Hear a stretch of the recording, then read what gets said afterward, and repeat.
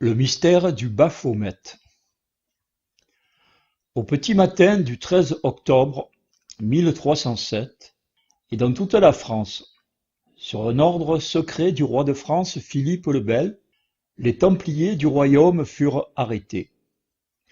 Sur près de 5000, pour environ 15 000 dans toute la chrétienté, quelques centaines seulement parvinrent à s'échapper. Pourquoi le roi de France s'en prit-il aux Templiers et pas aux Hospitaliers? Parce qu'ils étaient moins puissants et parce qu'il leur devait beaucoup d'argent, à moins que ce ne soit pour obtenir de Jacques de Molay, comme plus tard Louis XIV le fit avec Nicolas Fouquet, des aveux sur un trésor caché dans leur Razès, dont il avait ouï dire lors de la visite avec son père, Philippe le Bel, chez ses cousins d'Aniort.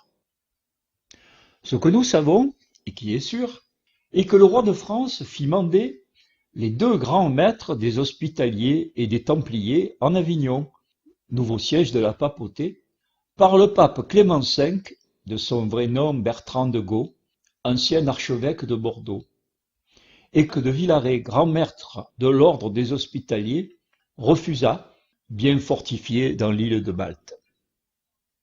L'histoire a également noté que l'année 1306, Philippe le Bel fit saisir tous les biens des Juifs du royaume avant de les expulser, et que la monnaie se déprécia. Toujours en 1306, tandis que les Templiers se discréditaient avec le frère de Philippe le Bel, Charles de Valois, en pillant les églises orthodoxes de Grèce, les Hospitaliers se distinguaient en s'emparant de l'île de Rhodes après 4 ans de durs combats. En 1307, Jacques de Molay, qui était grand maître de l'ordre du Temple depuis 1298 et n'avait plus que 200 chevaliers à Chypre, suite à la perte de Saint-Jean d'Acre en 1291, rentra en France, à Paris, où se trouvait le siège mondial de l'ordre, en traversant ostensiblement la France depuis Marseille avec son trésor. Les Templiers de France furent confiés à l'Inquisition, qui prononça contre eux 127 articles dans l'acte d'accusation. Les 3 principaux griefs furent le reniement du Christ, l'adoration d'une idole, appelée Baphomet, et l'homosexualité. Au terme de 5 ans d'enquête et d'un procès en hérésie, le pape prononça la suppression définitive de l'ordre du Temple le 13 mars 1312. Le premier Templier qui mentionne la tête de l'idole, le 20 octobre 1307, fut Régnier de Larchant, ainsi qu'il est rapporté dans la culpabilité des Templiers, à la page 100. L'inquisiteur dit « Avez-vous vu la tête que les frères adorent en leurs chapitres généraux, à ce qu'on dit ?» Le frère Régnier « Oui, 12 fois, lors de chapitres, en particulier à Paris, le mardi après les derniers Saint-Pierre et Saint-Paul. » L'inquisiteur « Comment était-elle ?» Le frère Régnier « C'est une tête avec une barbe. Ils l'adorent, la baisent et l'appellent leur sauveur. » L'inquisiteur « Où est-elle ?» Le frère Régnier « Je n'en sais rien. Je ne sais pas où on la garde. J'ai l'impression que c'est le grand maître ou celui qui tient le chapitre qui la détient par devers lui. » Le mot sauveur a son importance, car c'est la signification du mot Jésus. Hugues de Peyraud, deuxième personnage de l'ordre, fut le premier dignitaire à révéler tous les secrets de l'ordre le 9 novembre 1307, le mois d'après leur arrestation. On n'a pas retrouvé de tête, ce qui exclut a priori l'hypothèse d'une fausse accusation. Il est logique et probable qu'il n'en existait qu'une en possession de Hugues de Peyraud, visiteur général de France, et qu'il l'a transportée avec lui lorsqu'il visitait les chapitres.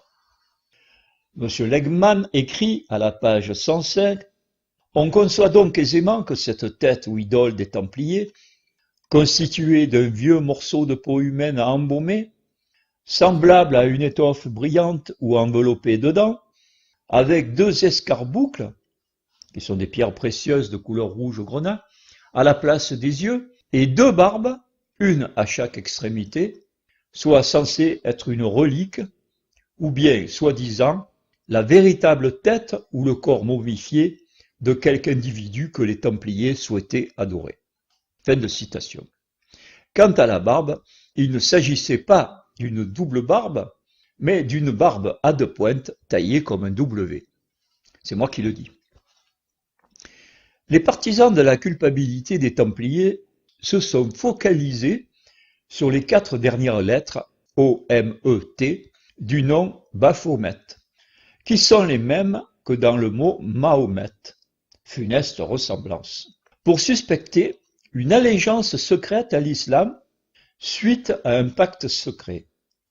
Cette piste trouva son origine à la suite de la défaite d'Hatim en 1187, où le grand maître de l'époque, Gérard de Ridford, fut le seul survivant libéré par Saladin. Que n'a-t-il promis? Cette suspicion contre les Templiers fut confortée plus tard par le témoignage du chef de la 6e croisade, Frédéric II Barberousse, grand maître des chevaliers teutoniques et empereur du Saint-Empire romain germanique, qui affirma que le traité obtenu par Richard de Cornouailles en mai 1241 et qui livrait presque toute la Terre Sainte et Jérusalem aux chrétiens sans combat, fut rompu par les Templiers alliés au sultan de Damas, qui attaquèrent les Hospitaliers et le sultan Ayoub d'Égypte, à la suite de quoi le royaume latin d'Orient fut perdu à jamais. À la décharge des Templiers, il est impossible de rattacher cette idole à l'islam, car la religion musulmane est iconoclaste, conformément aux exigences de Dieu dans Exode 34, versets 13-17, qui dit « Vous démolirez leurs autels, vous mettrez leurs stèles en pièces et vous couperez leurs pierres sacrées. » Les musulmans procédèrent à la destruction de toutes les images et statues chrétiennes ou autres qu'ils rencontrèrent au cours de leur conquête. Il faut donc considérer une autre piste. Le ET final de Baphomet n'a rien à voir avec Mahomet.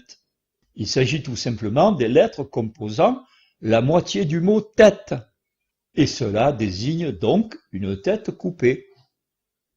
Cela nous permet de comprendre le procédé qui servit à composer le mot trinitaire Baphomet. En effet, au contact de l'Orient, les Templiers avaient découvert l'arabe et l'hébreu qui s'écrivent de droite à gauche, ainsi que la Kabbale et les hiéroglyphes égyptiens qui sont des idéogrammes. Les Juifs, pratiquant la lapidation, et les Romains la crucifixion, la décapitation prétendue du Baptiste en fait le seul personnage du Nouveau Testament ayant subi ce type d'exécution et a largement frappé les esprits. J'ai montré dans une vidéo que Léonard de Vinci utilisa le même procédé dans la scène pour désigner le Baptiste, signe d'égorgement associé au couteau tenu par l'apôtre Jean invisible. Dans le droit fil de ce qui précède, le procédé le plus imagé pour représenter symboliquement le Baptiste est de couper son nom en deux, comme l'aurait été son corps, d'où la représentation suivante. BAP/TISTE. Pour préciser que ce fut un homme et non pas Dieu, l'inventeur introduisit le mot homme, opposé de Dieu, en réaffirmant qu'il fut coupé en deux. L'image induite est une moitié d'homme, donc du mot HOM/ME. L'idole, secrètement adorée par les Templiers, étant une tête coupée, d'où la représentation TE/TE. Une lecture à l'orientale, de droite à gauche, permet donc de comprendre aisément que l'objet du culte secret des Templiers se définit de lui-même comme représentant la tête de l'homme Baptiste. Écrit de droite à gauche, ça fait BAP/HOM/ME. d'où le mot recomposé Baphomet. S'agissant d'une tête, n'importe qui aurait pu émettre l'hypothèse de celle du Baptiste. Wikipédia cite John Charpentier. Mais l'important est d'avoir démontré le mode de pensée et le procédé littéraire qui ont abouti à composer le mot Baphomet. Ma lecture et mon explication me semblent irréfutables et sont aussi simples que l'œuf de Christophe Colomb ou de Brunelleschi. Les Templiers, qui savaient, ont donné leur vie pour garder le grand secret. S'ils adoraient la tête du Baptiste, c'est parce qu'ils avaient découvert qu'il s'agissait du véritable crucifié de Pilate et que le Christ, en réalité Jésus Barabbas, n'était qu'un imposteur, raison pour laquelle ils crachaient sur la croix et la piétinaient. Le reniement du Christ ne fit ni de l'idolâtrie, ni une adhésion quelconque à l'islam, mais la conséquence directe et logique de leur découverte. La raison d'être de l'ordre fut dès sa création de veiller sur les reliques du Christ, l'imposteur pseudo-ressuscité, caché en France dans leur Azès pour l'éternité. Si leur langue s'était publiquement déliée, cela aurait amené la fin du christianisme et le triomphe de l'islam. Ce fut le mortel secret de leurs dignitaires. Jacques de Molay et Geoffroy de Charnay furent brûlés vifs le 18 mars 1314 sur l'île aux Juifs à Paris, quelques heures après qu'ils se soient rétractés à la lecture de leur condamnation à la prison à vie, contrairement à la liberté immédiate qui leur avait été promise. L'alibi fut qu'ils étaient relapses, mais le véritable motif est qu'il y avait nécessité de les faire taire à jamais. Le christianisme est fondé sur la résurrection. Sans résurrection, il n'y aurait plus eu de christianisme, confère saint Paul. N'a-t-il pas dit « Si le Christ n'est pas ressuscité, notre prédication est donc vaine, vaine aussi est votre foi ». 1 Corinthiens 15, 14.